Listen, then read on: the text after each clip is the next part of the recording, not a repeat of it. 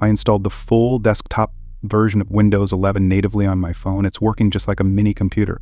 It supports everything USB ports, Bluetooth, Wi-Fi, and more. You can even use the touchscreen on it natively. No emulated trackpads like you'd find with other installations, such as Kali Linux. So now you might be wondering, how is it possible to run a desktop-level Windows OS on a phone? Well, there's a project called Renegade project that makes this possible. It's available for many devices that come with Snapdragon processors, and even some Nokia models are supported. You can find all the installation guides on their website.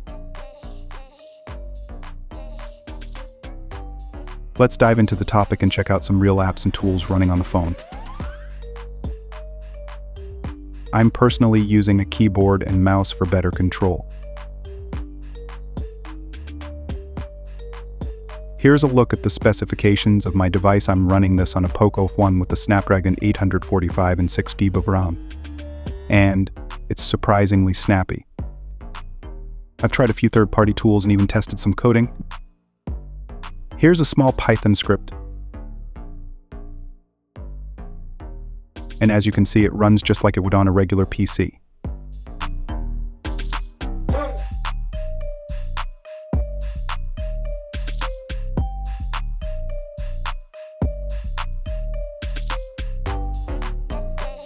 Wi-Fi works fully, and I've connected both my keyboard and mouse via Bluetooth.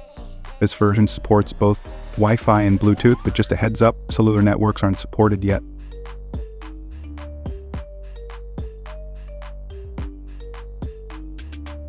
You can adjust brightness and speaker volume directly on the phone. And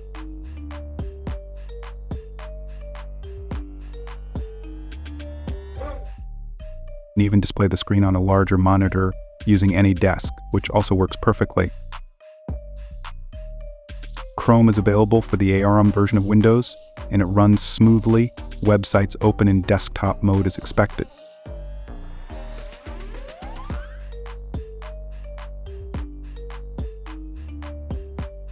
Now let's try something more intensive tool.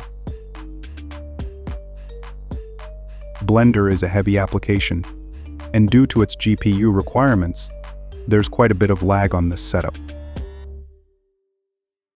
So that's the introduction to running the Windows ARM version on a phone. If this video gets some views, I'll definitely make a full installation tutorial.